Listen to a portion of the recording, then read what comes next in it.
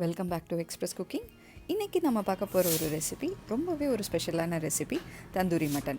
இந்த தந்தூரி மட்டன் எப்படி நம்ம வீட்டில் கேஸ் ஸ்டவ் அப்புறம் இண்டக்ஷன் ஸ்டவ்வில் செய்கிறதுன்னு பார்க்கலாம்.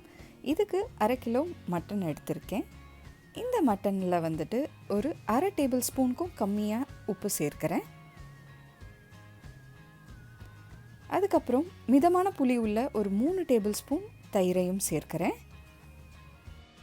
1 டேபிள் ஸ்பூன் காயான பப்பாளி விழுது, அது கூட 1/2 டேபிள் ஸ்பூன் இஞ்சி பூண்டு விழுது, 1 டேபிள் ஸ்பூன் பச்சை மிளகாய் விழுது. இதெல்லாம் சேர்த்துட்டு நல்லா பிசைஞ்சு விட்டுடுங்க. பப்பாளி சேர்க்கறதுனால மட்டனை ரொம்பவே நமக்கு சாஃப்டாக கொடுக்கும். அதனால் அதை சேர்க்க மறக்காதீங்க. இந்த மட்டன் குறைஞ்சது ஒரு 30 நிமிஷமாவது நமக்கு ஊறணும். அதிகபட்சம் ஒரு 2 மணி நேரம் இதை ஊற வைக்கலாம். எனக்கு இப்போ இந்த மட்டன் ஊறியாச்சு. இதை ஒரு பெரிய கடாயில் சேர்க்கிறேன். இது கூட ஒரு 1/2 லிட்டர் தண்ணீரை சேர்த்துட்டு இதை மிதமான சூட்டில் ஒரு 40லேருந்து ஒரு 50 நிமிஷம் வரைக்கும் நம்ம குக் பண்ணி எடுக்கணும். நம்ம குக்கர்லேயும் குக் பண்ணி எடுக்கலாம். குக்கரில் பண்ணுறீங்கன்னா ஒரு 2 விசில் இல்லை 3 விசில் கொடுங்க, அதுக்கு மேலே கொடுக்காதீங்க. ஏன்னா ரொம்ப குக் ஆச்சுன்னா மட்டன் கபாப் வந்து நமக்கு நல்ல ஒரு டெண்டராக நமக்கு கிடைக்காது. அதனால தான். இப்போ பாருங்கள், இந்த தண்ணீர் நல்லா வற்றி வந்தாச்சு. அதுக்கப்புறம் மட்டனும் எனக்கு குறைஞ்சது 90% வரைக்கும் எனக்கு வெந்தாச்சு. இப்போ ஸ்டவ் ஆஃப் பண்ணிட்டேன். இதில் ஒரு 1/2 டேபிள் ஸ்பூன் தந்தூரி மசாலா சேர்க்கிறேன். உங்களுக்கு பிடிச்ச பிராண்டை வந்துட்டு நீங்கள் வாங்கிட்டு சேர்க்கலாம்.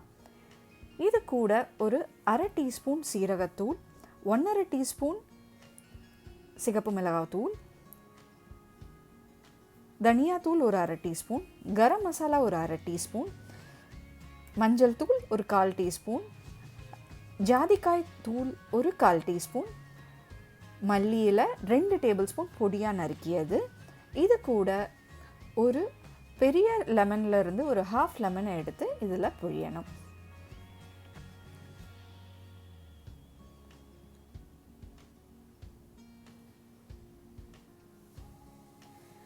ஃபைனலாக மறுபடியும் 1 டீஸ்பூன் தயிர் இதில் சேர்க்கணும்.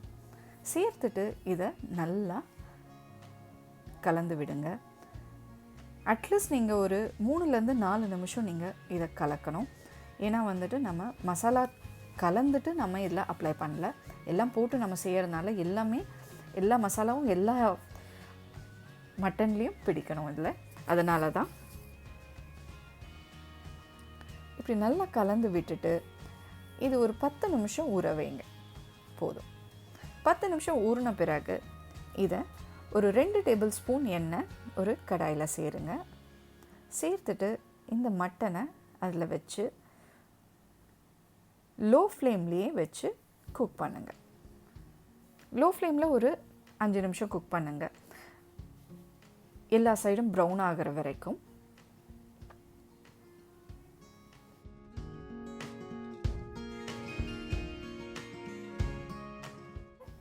கொஞ்ச நேரம் இது ப்ரௌன் ஆகிற வரைக்கும், இந்த மசாலா குக் ஆகிற வரைக்கும் நமக்கு வெந்தால் போதும். இப்போ இது ரெடி ஆகிடுச்சு. ஸ்டவ் ஆஃப் பண்ணிட்டேன். இப்போது ஒரு சின்ன கறி துண்டை வந்துட்டு நான் தீயில வச்சுட்டு அதை நல்லா சுட்டு எடுக்க போகிறேன். நமக்கு அந்த தந்தூரியோட அந்த ஒரு ஃப்ளேவர் நமக்கு கிடைக்கணுன்றதுக்காக, அதாவது அந்த சார்கோலோட ஒரு ஃபுல் ஃப்ளேவர் அந்த மட்டனில் இறங்கணுன்றதுக்காக இப்போது இந்த சுட்டு எடுத்த இந்த கறி துண்டை வந்துட்டு இந்த மட்டன் கபாபில் வச்சுட்டு இதுக்கு மேலே ஒரு 1 டீஸ்பூன் எண்ணெயை சேர்த்துட்டு அதுக்கு மேலே நான் மூடியை போட்டு வைக்கிறேன். இது வச்சு ஒரு 10 நிமிஷம் இந்த ஸ்மோக் செட்டில் ஆகிற வரைக்கும் விட்டுடுங்க. இப்போ பாருங்கள், எல்லாமே செட்டில் ஆகிடுச்சு. நமக்கு வீட்லேயே ரொம்ப சிம்பிளாக மட்டன் தந்தூரி நமக்கு ரெடி. ஓகே, கிரில் கிடையாது, அவனும் கிடையாது. ரொம்ப ஈஸியான மெத்தட். ரெசிபி ரொம்பவே ஒரு சூப்பரான ரெசிபி. இது என்னோடய சிக்னேச்சர் டிஷ். கண்டிப்பாக வீட்டில் ட்ரை பண்ணி பாருங்கள். உங்களுக்கும் இந்த ரெசிபி பிடிக்கும்னு நம்புகிறேன். Meet you again with a new recipe. Thank you so much.